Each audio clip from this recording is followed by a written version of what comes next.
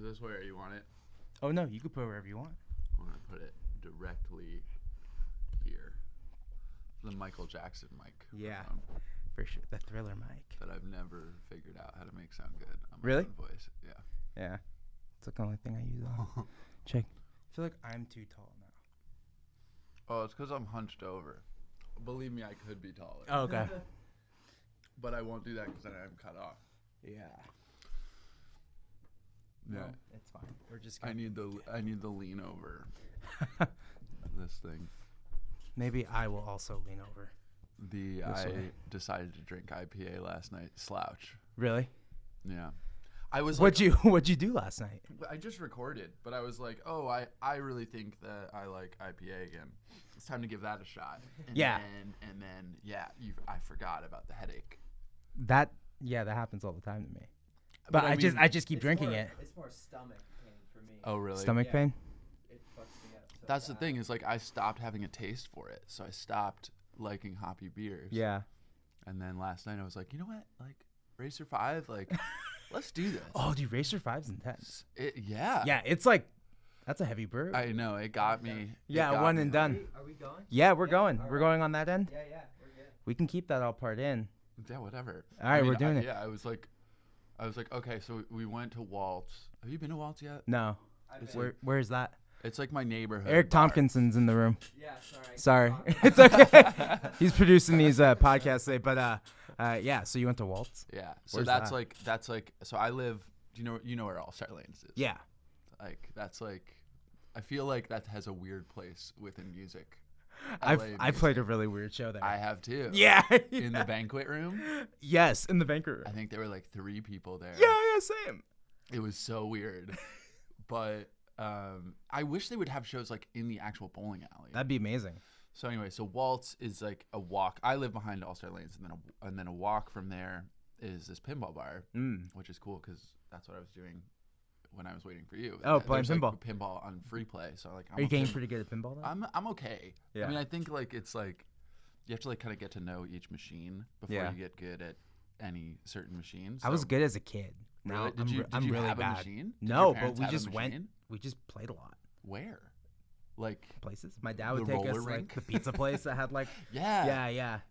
Dino's, R.I.P. Dino's in Santa Barbara. Yeah.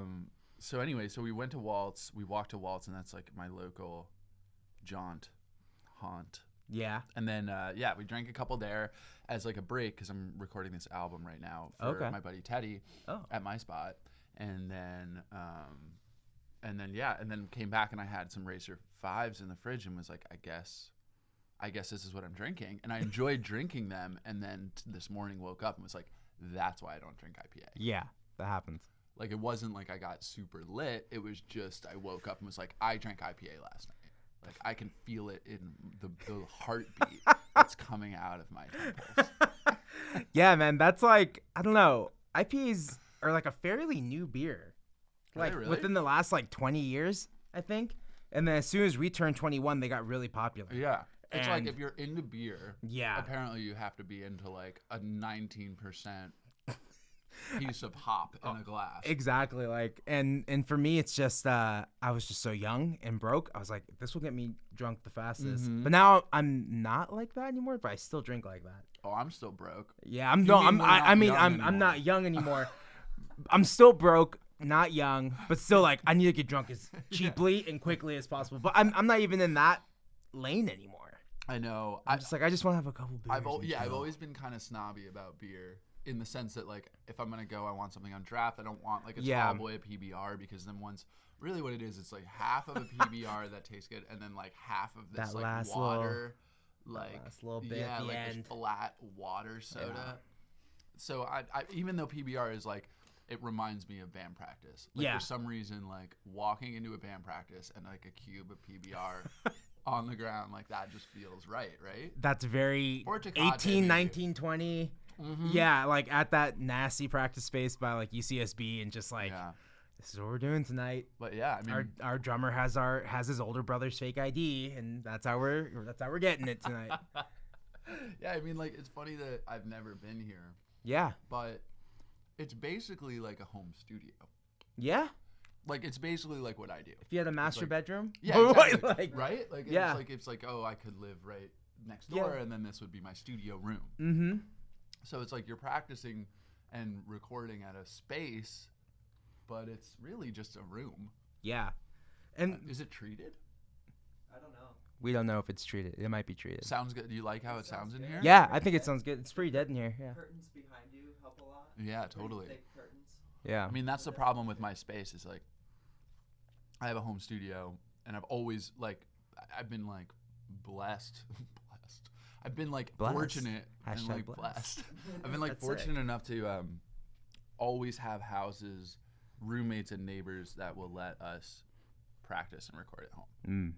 So it's like I've never really had to do the whole practice space thing, like lugging the 88 key piano in the truck, like for like an hour rental. Yeah. Like not knowing how to work the PA. The guy comes in and like blasts your ears out, and you're like, what the hell? I know. Oh my god. These are literal memories. It was like a lot of that in Santa Barbara, and then now we just have like nothing.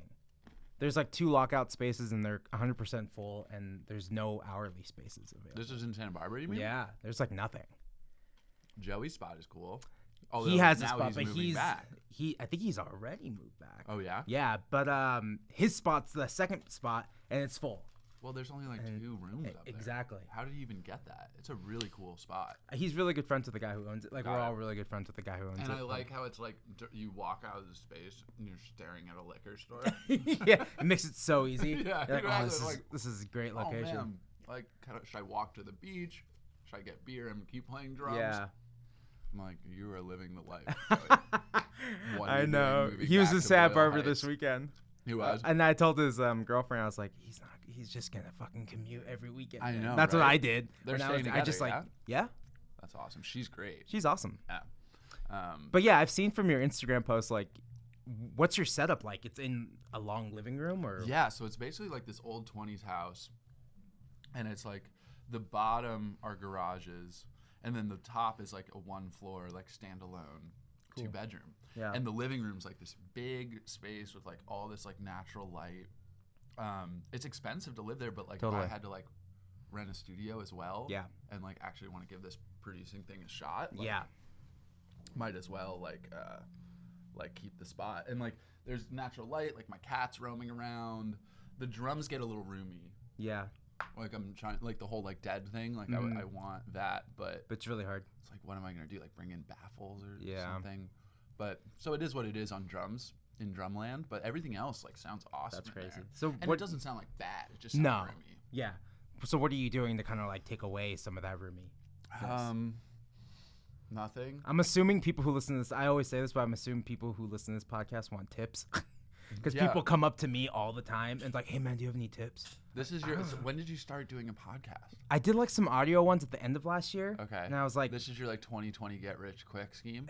YouTube monetization. Yeah. Yeah, you should pay me $500 to write the jingle. Yes, man. I do need a song. You're a musician. You know, I do need a song. Write a song. I need a song, man. I need someone to write me a song. Does it have a name? It's just the Dante Elephante podcast because I just wanted it to be like easy and. No, I mean, hey, no, you're smart. You're branding. Like I'm doing a folk festival in March. Oh branding. Yeah, that's right. I'm doing a folk festival in March in Highland Park, and it's gonna say on the flyer Ryan Pollie presents. There you go. I told my booking agent that. He was like, "That's kind of weird," and I was like, "Well, I could do like ringmaster Ryan Pollie. I'll settle for that." And he was like, "Okay, cool, but then you have to dress like a carny." Wait, so what's this festival? Can we even talk about how far? Yeah. So it's actually coming up really quickly. It's in March. I'm basically waiting on the flyer before I book bands. Okay. Because like once you have like a piece of art that's good that says people like Highland Park Folk Festival, like that sells itself kind of. So it's like people want in. I kind of just want that before I start like hitting up Boxed Water for money and stuff like that. Because I don't have money to like. I want to set a precedent where it's like, oh. Because, like, you know this deal. It's like bands, like, you get a show and you're splitting, like, $150 between 4 people or something like that. So it's like, I don't want to, I know it sucks already to, like, pay people, like, $100, but, like, I want to at least set a precedent where it's like, at least, oh, he didn't pay a lot, but at least there was something. Yeah. But it's a free show. It's in this public park right off of Figueroa. And, Okay. And yeah, we're gonna have like Public comedians, park, if you like if you go, vendors. Like it's like you could walk there from, like what's that pupusa spot? Yeah. Las Cazuelas. yeah, that place is so good, man. $6 pitchers, Yeah. $4 pupusas, $4 margaritas that Yeah. come with a shot. They're so good. Yeah, I lived off 53rd in Monte Vista. Oh, that's perfect. So it was like you right just in the walk area. there. Yeah. Yeah. That was So yeah, perfect. so it's like it's very community based. Like we're, like Cafe de Leche and Go Get 'Em Cool. Tiger are doing coffee. Delia's is gonna do food. Like it's just very like bring people together. Damn. Yeah. So you said it's coming up. Like, how soon is March it coming 7th. up? Oh, that's coming up. Yeah. that's like. But soon. I've never really done this before. Put together a festival. So. Yeah. But the name is really cool. And we got The art is cool. The we got name the is cool. spot Like, for it's gonna be cheap. cool. Yeah, it's gonna be great. It'll come together. Yeah. The musicians, I think, are the easiest part because everyone wants to play. I know. Yeah, like That's the and it's easiest part. outside. Yeah, that's like nice. that's gonna be a vibe. Yeah. It's free. LA in Yeah. March is so nice too. Is it? I think so. Like, I went on tour Not this gonna year rain, is it? from. Oh, I don't know about that. I have no idea. But I went on tour in February this year, and I was like, "Well, it's really nice in Santa Barbara in February." And then I did the big loop around the United States. It's not nice anywhere else. No. So I came back here. I'm like, "Oh, it is nice here." Yeah. Oops. Well, I mean, something I've really admired about you guys is that like, you just figure out how to hit the road. Like you don't really wait for anybody to like be like, hey, we have this cushy, great support tour. Yeah. Opening up for Father John Misty. Yeah, Like, yeah. Go, like here you guys go, and you guys are like, sweet, like Sick. cool, like Sick. that's what we thought would happen. And No, I feel none like of I've it's been happened. burned like that. Mm. Just being like, oh well, like I'm putting out a record, like cool, like I have a team behind it. Yeah. Like it'll just happen. Like I'll just get a cool support tour, and then Yeah. I'm sitting there like twiddling my When's it thumbs, happening? like should I just go out? And like you guys like, and not only do you just go out, but like the shows look great. Well, that one that had all the crazy photos, that was a Looked support tour. That was a insane. support tour, though. That looked insane. That was for crazy. who? For Somersault. That was really fun. And those are what, like mostly kids? Yeah, there was a really young audience. Yeah, Wow. it was cool. It was really They cool. looked really responsive to your music. I was like, holy crap. right? Yeah. It was That's really that cool. was insane. Because I'll go Um, see a show of a band that I do know and like, and still stand there and be like, my knees hurt. I think it has something to do with them being 18, I know, 19, that's 20, like Like, do you remember and they buy what merch. shows were like it was back awesome. then? Yeah, I like sold out of merch. I was like, wow, this is cool. So cool. It was really cool, man. But like that first tour in February wasn't as cool. like No? like it was cool because it was like the first time I'd went to Houston, and people were like, "Oh, I never thought you'd come to Houston. Oh, I never thought you'd come to New York." Oh, And I'm that's like, so flattering. "Well, good, because this was gonna be my last tour." And then It was that bad. and then I was like, it was fine. It was Well, fine. just like rooms of 20 kids. yeah, it and, was stuff like no, that. Walking away It with was no like money. anywhere from like 60 to like 100 people each show. Okay. which that is fine. sounds nice. But then like you just the venue would be like, we didn't do well, like blah blah blah. I'm Yeah. like, okay, all right, it's that's just enough not to get. sustainable. It wasn't sustainable, but then I got home, and then that's when I got like the tour, to the offer. And to you tour were Somersault. friends? And Are I was you like, shit. friends with this band? Yeah, somewhat friends. We played in LA and San Francisco together, like in 2016, and we hadn't really talked in a while. But while I was on that tour, I saw them announce a show at the Fonda, and I just DM'd them, "Yo, man, if you guys need an Good for opener for you. that show." Yeah. I'm And d- they were I, like, I "We was like actually in the need a-" middle of nowhere, like just in some shitty hotel, just like, I guess I'm just gonna DM them, dude. Like, in my Those head, I'm like, this might moments- be my last tour, but also if this falls through, maybe I'll You do mean another one. when you say this might be my last tour? Like last. Like for the record. Or For life. Forever. Like maybe I'll keep recording and keep putting stuff out, but I Sure. don't know if I can keep doing this. Dude, that's the thing is like everybody has Unless such it a gets different better. like mindset. Like whether you're old school about it, it's like people I feel like want to tell you like, oh, like this is how it works. Like Yeah. you just go out and you live in a van 300 days of the Yeah. year. That's how you meet people, and then that's how you get the support tours because you played a show with this band, and then they like got a good playlisted song, and they're Yeah. bringing you out, and like I understand that, but like the quality of life, like to do something, to be like, okay, that's definitely how it works. That's like Yeah. the only way that I'm gonna be able to like have my music reach people is to go live in a van. It's like I don't know, like I'm really happy the way it worked out for me, which you've toured a lot more than I have. Yeah. And I think part of it was sitting around waiting for something to happen, and not being proactive. But part of it was also just like, okay, well, like I could put out a record and like work a job, not go on tour, be able to pay rent, not freak out about money, like be able to buy beer for the band without like, and play local LA shit, and then record another album. Totally. And like, I think people are like, oh, well, like the reason, like you haven't really toured, like why aren't you touring? Why aren't you out? Like why? Yeah, is that a question you get? Why aren't you touring? That? Yeah. And what do you say? Oh man, it's a complicated answer. Yeah. I think it's like, okay, well, you get a booking agent, you get a team together, you submit for everything, and you're like, oh my God, Cass McCombs is going on tour. Yeah. That makes so much sense for you. Yeah, that's you should be perfect open. Billing. Yeah. And then you're like, yeah, me and 50 other bands, Sam Evian, some of which who have worked with him and are friends with, and there's like all these steps where it's like, yeah, the music fits. Ryan, you should be on tour with this. You should be on tour with that band. Like the music really fits. It's like, yeah, but like, I don't know, something about it where like I don't have this community of people. I have so many amazing musicians and artists around me, but we're all kind of on the same level. Yeah. It's not like I'm like ding ding like Mac DeMarco, like, hey bud, like let's go out on tour together, Yeah, totally. And I wonder if that's because I wasn't just like scrapping it in a van for so long that I don't know more people. But I'm kind of happy just being like, oh, I didn't get that tour, like, oh, like cool, like I'll just like go back in the studio, like yeah oh, exactly. Like I tried. Yeah I tried. I did like a house show tour. Yeah, with we Steven. played together. Yeah. And that was awesome because you have these like small but like really attentive crowds, and it's not like you're at the Echo where there's like such a dividing line between like it's like you on the stage, then like 15 feet of space, then like kids holding beers, not really talking through your set, like catching up.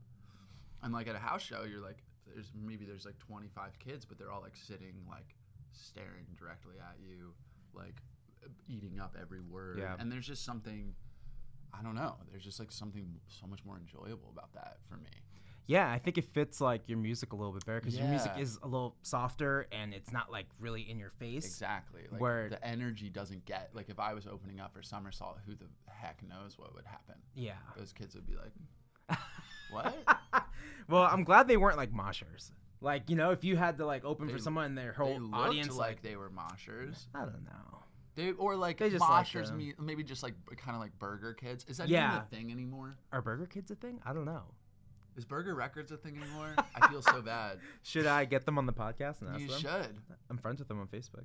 Sean? Yeah, and Lee. I remember back in the day being like, oh my God. I wanted to be on Burger so bad. Me too. I know. I mean, who wouldn't want that? It was like a built-in family. It was like a built-in like festival circuit. It was a built-in tour because you had all these bands that were big enough to bring you out. It was like this like bubbling up. It was an amazing thing that's happened. Yeah, like, 2010 to like 13. And then it was like, oh, Burger's putting on a festival. Bon Iver's playing it. Yeah. And you were just like, whoa, this has gotten big. Yeah. And I remember like at the end of it, I was going to like Burger Rama or whatever. Yeah. And I was like, I'm the oldest person here and the only one without blue hair. Like what?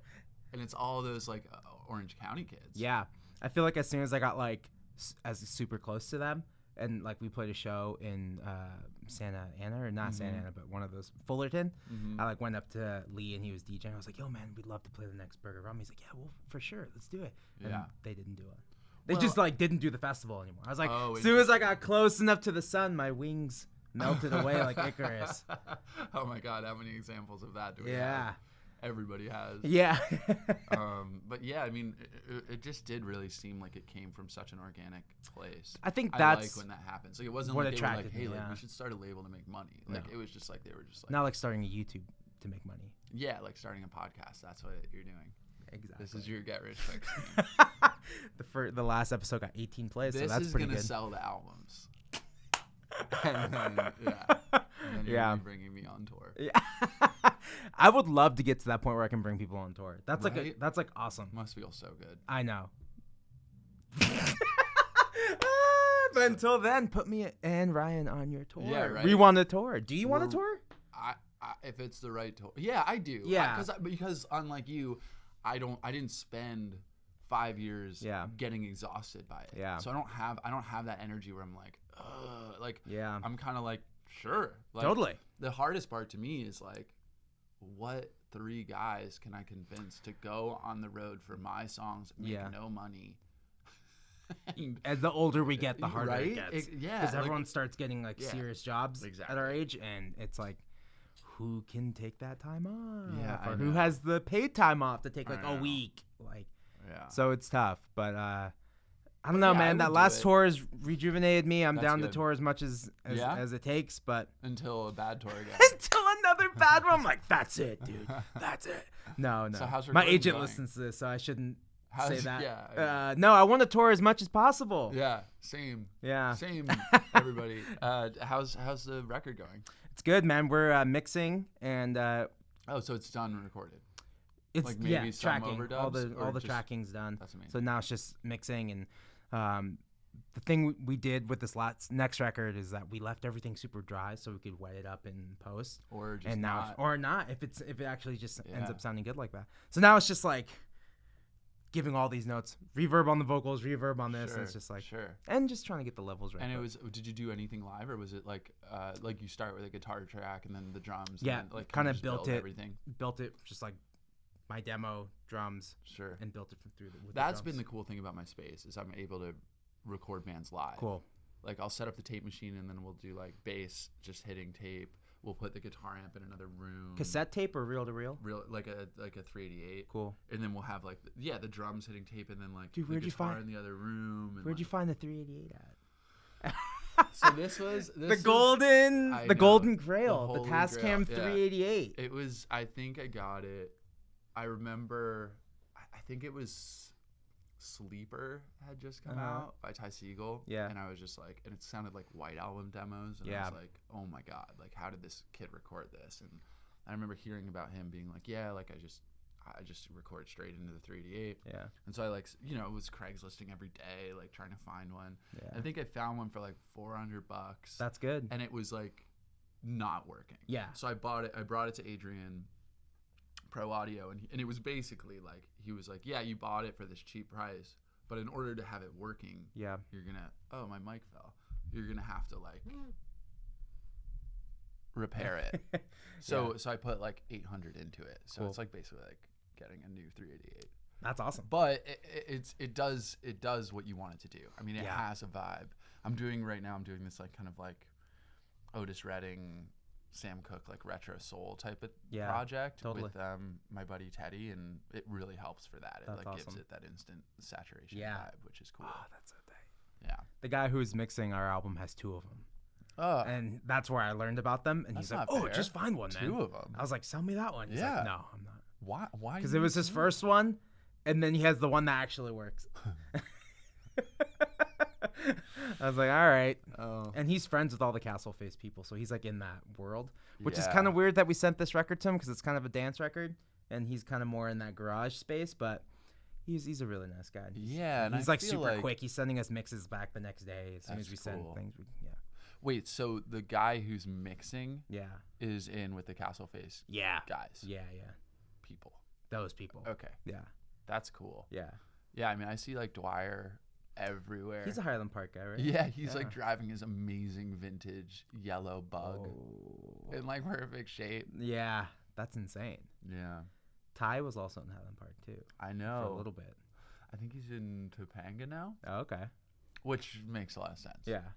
That was like the weird thing about Highland Park when I was there for like the 3 years I was there. It's just like constantly seeing like musicians. I know. It's really cool because At when I Monty moved 53, here, like, oh, you're I know, here too. right? You're getting a sandwich too. I know, it's so awesome. Like when I got here, I moved into this place in West Hollywood, and I lived there with friends for like 7 years. And Yeah. it was great because it was like this artist house. I recorded my first record there. Mhm. I we'd have band practice there. We'd have house shows, Yeah. party. Like it was just smelled like beer. It was Yeah. just like that thing. But then you'd go out, you'd like walk out the door and you were like on Melrose. So it was like not a good vibe. Yeah. And then now that I'm living in Eagle Rock, it's like, yeah, I go to the bar and I'm like, oh, Like, I know, I love your music. Yeah. You know, you go to Zebulon, it's almost like it's almost like a social anxiety experiment for me. Because you're just like, oh, like Everyone's here. Yeah. I went to Whitney's first show in LA. Because Dave tipped me off about it. Yeah, was that Non-Plus? No. Non-Plus? It was at some. Like I played there, and I can't remember the name of it. Catch One or something like that. I think I was there. I think it you had might have like been there an too. outside like area with like a tent. It was kind of like. Did Dick Stuso open up at that show? That's a good question. Yes, he did. He did. Yes. Yeah, I might have seen you there too. I think so. Yeah, and like the UMO guys were there. Dent May was there, and that's where I met Dent. Moses Sumney was there. Whoa. I was like, oh my god, like sensory overload. Like, yeah, that I still talk Whitney about that record night. was really special. That was fun when they first played. Yeah. Yeah, because I was like, I was working with Jonathan Rado. Yeah. Right after they were recording with him. Yeah. And I had no idea who they were, but I get to the Jonathan's place, and in the backyard, there's just this like depressed, decrepit tent. Yeah. That is just like folded into itself, and just like Bud Light empties. Oh no. Everywhere, and I was like, "Were they living in your backyard?" And he was like, "Yeah." Oh damn. I was like, "Oh, that's tight. That's a way to make a record." That sure is. We're just gonna go camping in our in producer's Rado's backyard. That is so funny.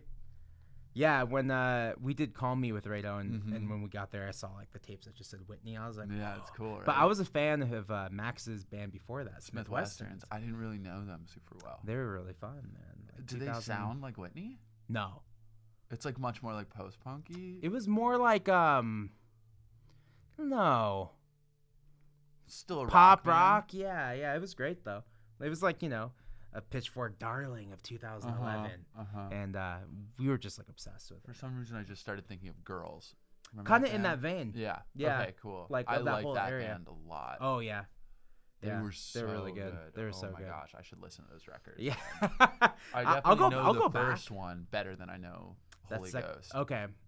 Because the first one's where he was like doing the Elvis Costello thing, and then Holy Ghost was like where he kind of sang in his actual voice. And I was like, interesting. pretty good. Isn't the second one like a little bit more gospel? I think so. Yeah. Something like that.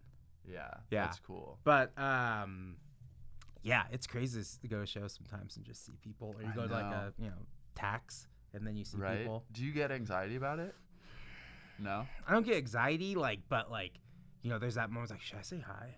They don't know me. But I'm also not just like I'm a musician too, so I can relate to you. I know. Maybe a little more than just like I'm not like some dude walking up to you be like, Mac DeMarco, hey, it's me. I've actually found it to be a little bit liberating now that I'm producing. Yeah. Because I felt like anxious, like coming from a musician standpoint, I kind of had that where I was like, hey, like I'm saying hi, like, but I don't want you to think that like I'm saying hi because you're a musician too, and I only want to be talking to you because you're. And now that I'm producing, it's kind of like, oh, like cool, like you should come check out the spot sometime. Yeah, totally. And that's like a little bit. It feels like it feels like a little bit more natural. Well, but I struggle with the anxiety of it all. Like I go to Zebulon and I'm like, I don't want to talk to a drug dealer. Like, right? Like, I'm just like, oh, like I'm like a little bit crawling out of my skin. On that patio. And then I'm like, I just wish I had a cigarette because then I'd look cooler, but I don't want to smoke one. I want to look cool. Yeah, exactly. Yeah. I say this thing about Zebulon where I'm like, if I take you out on that patio and then I make you close your eyes and I spin you in a circle and you like have your finger out pointing, that wherever you land, you could go up to that person and be like, hey, I just want to let you know I'm a really big fan. And the person will be like, thank you so much. Damn. I didn't know Zebulon was that lit. I think so. Oh, have you seen the meme accounts? Oh, I saw. I just. Have you seen the All-Star Lanes one? Did you post it? No. Everybody keeps asking me if I'm the All-Star Lanes meme guy, but it's all about like Zebulon versus All-Star Lanes. That's hilarious. It's really good. Are they owned by the same people? No. Oh, no. That'd be smart though. No, I mean All-Star Lanes really should sell. All-Star Lanes has Chinese food. I know. And it's bad. I'm sure. But I still ate pizza there. I still ate it. I think if somebody like if we were put in charge of like making reviving All-Star, it would be so cool. Yeah. like keep karaoke, keep the vibe of the bowling alley, but like revamp the shows and Totally. like it'd be so sweet. Ugh. Live at the banquet. I know. What would you put in? I don't know. I don't know. I would want the band. They to have play a PA there, don't they? for karaoke. Oh, Karaoke gets pretty wild Really? at All Star Lanes. I haven't been there since that night I played there. Are you doing any part-time job stuff? I'm doing like social media work right now. Oh, okay. So social media work, and then I DJ a lot. Yeah? Yeah, I DJ in Ventura and Santa Barbara. Dang. Yeah, like every Saturday. I would love to get on that tip. It's cool, man. We Do do you all do vinyl. vinyl? Yeah, we do all vinyl. That's great. And Yeah. you have your own turntables? Yeah. So that was kind of like all of 2016, 17 when I first moved back to Santa Barbara. Mm-hmm. Or I guess 18. I don't know. I forgot what fucking year I moved. But I met my new bass player, and he was DJing. Mm-hmm. And he was like, oh, my buddy's selling turntables. And I was like, oh, okay, cool. So we're using his. And at some point I was like, dude, I just need to get my own. Mm-hmm. In case we have. Do you still do it with him? Yeah. Yeah. And we'll there's still do it enough to together. walk away from with to split? Usually we keep it together because then we use that money that we made from DJing to rent a van or Got it. to put out records. Got it. The That's idea smart. originally was like to start a label, and then it just kind of fell apart. The whole label.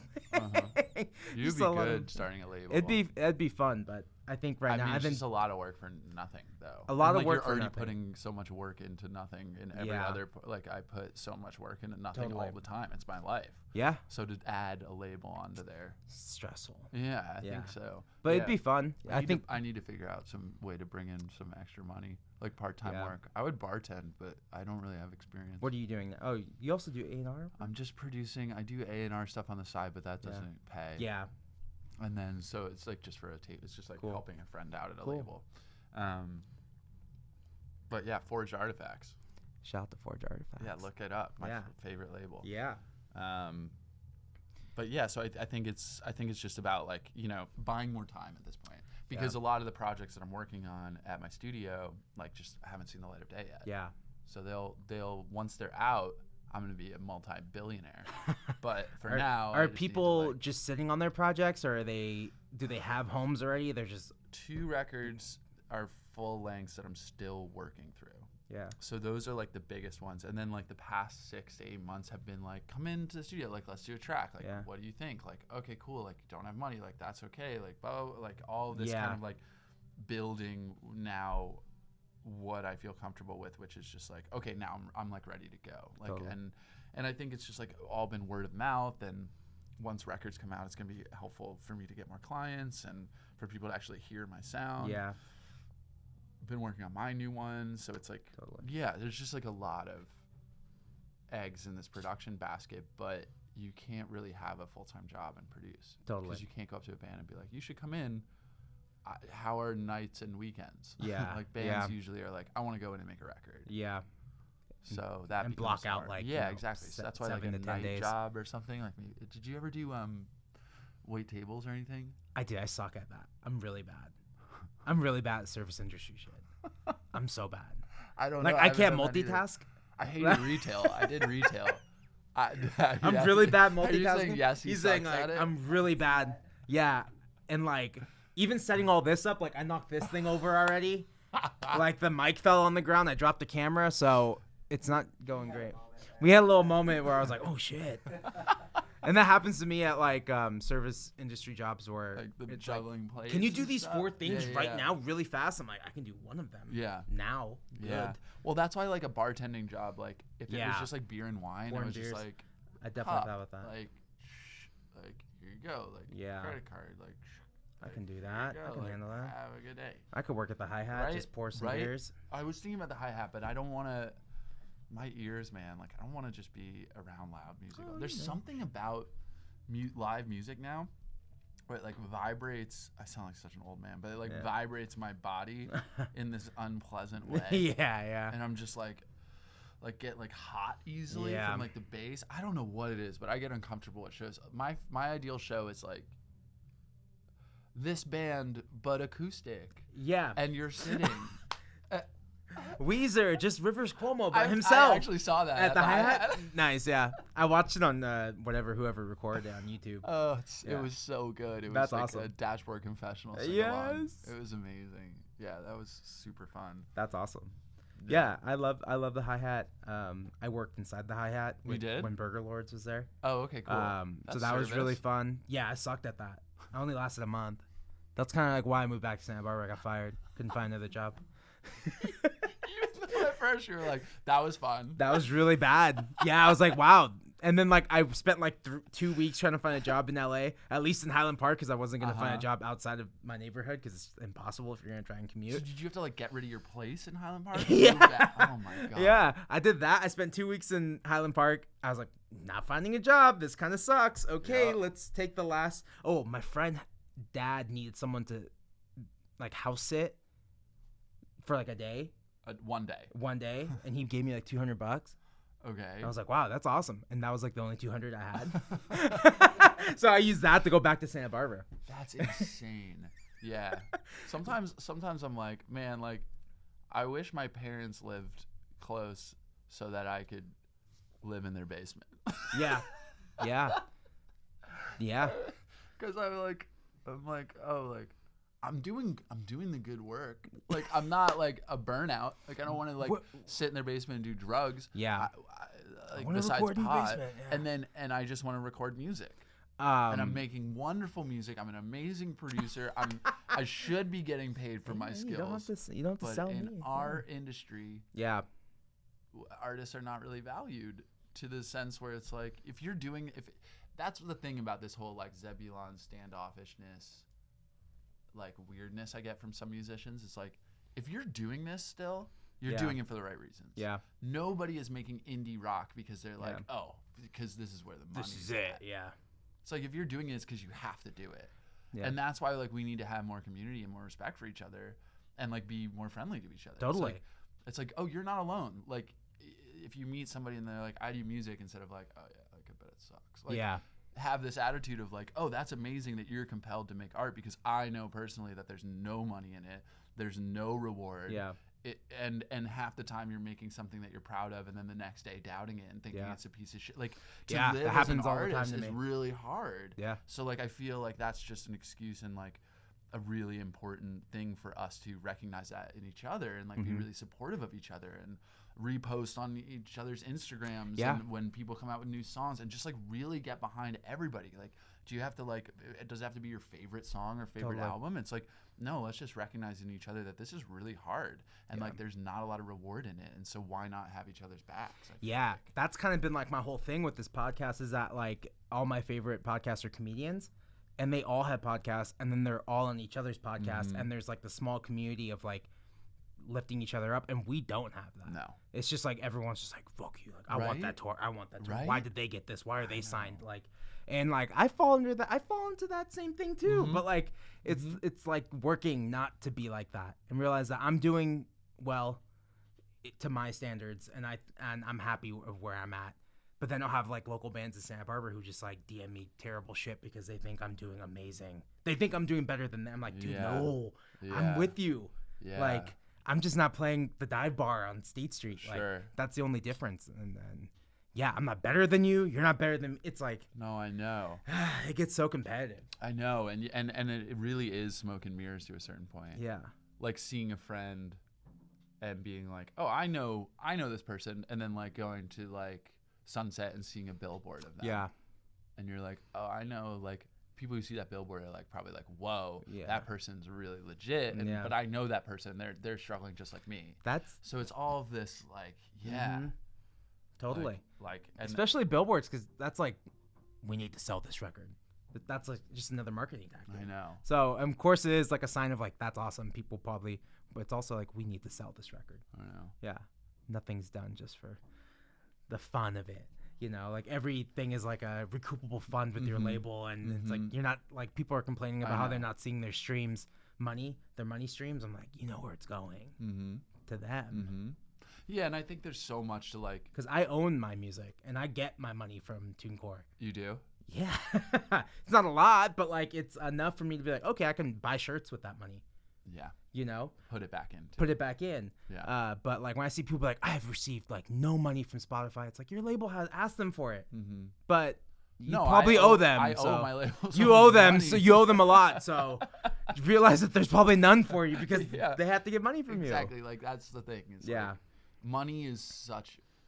It's like the worst energy. Yeah. But like we need to find a way to like just like not let it impact how we treat each other. Totally. Within our field, because it's what it really is art, and we need to go more towards like imagine if we were all trying to like sell our poems. Yeah. Like it could be so much worse, and like we have the resources to come in here and make a record or to make a record on our own, and like some people just have literally no outlet for their expression. So I just think that I think it's cool what you're doing with the podcast, and I think that like we need more of that kind of energy of just like let's all be friends and let's all like again, but putting more energy into nothing. Like, exactly. I'll let you do it. Okay. There's a few people I think should start one. I can't remember. I had a list in my head the other day, but I was like, of people you think should start podcasts? Yeah, in the music world. I know Rick Rubin has one. Does he? Yeah. But it's like also like on Beats Radio. It's like a subscription. It's like it's not free. So if anyone, he should be like the Needle Drop should have one. Something like that. It's like that would push the music. That's the bald head dude? Mm-hmm. Anthony Fantano. This is the second time we've talked about him on the podcast. Nah, I don't know. Maybe. I think like maybe like he's like a tiki torture maybe. No. I think he's just bald headed, man. Not all bald headed people carry the torch. He's not a Nazi. I don't think he's a Nazi. I'm pretty sure. But Anthony Fantano, Nazi. Oh my God. Not 19. No. Nazi. Anthony Fantano of the Needle Drop ran a now deleted alt-right style channel. I heard about that. Right? That's what I'm talking he addressed about. it on his other channel too. Did he? What did he say about it? I can't remember. He was like, I'm pretty sure it was all like that was the old me. I think it was like like edgy jokes taken wrong. I don't know. I'm not 100% sure though. Yeah, like he uses the words cuck. Oh, okay. So as soon as I see that word, I'm like, oh, you tune out. You're like, no more. Different than me. Yeah. But he's like an indie music head, which is weird. And he gives great reviews, but like he's like like someone else who should be. Has he? Yeah. Oh, cool. That was like back in the day. Oh, when he commented. Press mattered. Yeah, I think I remember him commenting on a YouTube video. Now it's what is it? Just playlists? Yeah, that are deciding people's fates. It's like Pitchfork from 2006. Yeah. Are the two people? Isn't it crazy? It's like the one guy at Spotify is making the decision that impacts all of us in our careers. Yeah. One person. The one thing it used to be like 10 writers at Pitchfork. Yeah. Now it's 1 to 5 people that are deciding the fates of indie music. The one thing I like about though is that like you talk to PR agencies and you're like, oh, yeah, I want to get on this playlist. Like, oh, we don't know how to do that. I'm like, okay, good. Like it should be like more controlled. Oh, interesting. You can't buy your way in. But don't you think you can? It's just not the publicists that are doing it. Probably. There's probably some other way. It's like the manager knows someone, but those curators. I remember at one point I used to like email John Stein. He'd be like, "Cool, thanks for sending." And now I think it's like he's getting 6. Like, when you get that many submissions, how do you really do a good job of filtering through and putting music that deserves a chance out there? The algorithm. I mean, if you have 1 million songs being submitted to you, aren't you going to be like, "Oh, that's too much"? Yeah. Hey friend, what do you have? Hey friend, give me something, and then make it out of that. So like, there's got to be this kind of shitty underbelly to giving anybody responsibility like that. Yeah. Not anything against John Stein. I think he's doing a great job. Thank you for responding back to my emails. It's just crazy to think that there's like 1 or 3 people out there. Like the Apple Music indie guy, the Spotify indie guy, and what was the other one? Beats by Dre? Yeah. But we all know Spotify's the leader. I know. Spotify is the leader. I haven't gotten on a single editorial playlist. Apple Music is big. Yeah. Is it? It is. Someone DM'd me the other day. But it's big. It's big, yeah. I don't have an iPhone, so I just check out. Well, because it looks like the graphic interface of like an Apple. So it's like nice. It's nice, and it does everything Spotify does. Cool.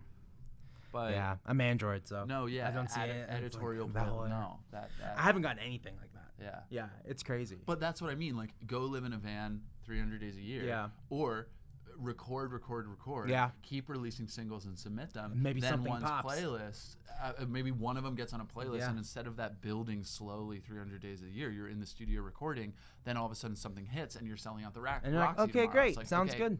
Now I can tour Yeah. because I've been recording, putting in the work there, and now I finally got playlisted. That's a huge industry shift. Like, Yeah, you it don't really have to is. hit the road as Exactly. hard. But for me and the success I've seen, it's from hitting the road. I know. That's just how. That's the thing. Is that that's old school, Everybody like, that I talk to I says know. that. And I'm like, yeah, but no. But I think at the end of the day, it's like, because it's such a crapshoot to begin with, that you really need to make your life and your lifestyle Yeah. what you want it to be. Yeah.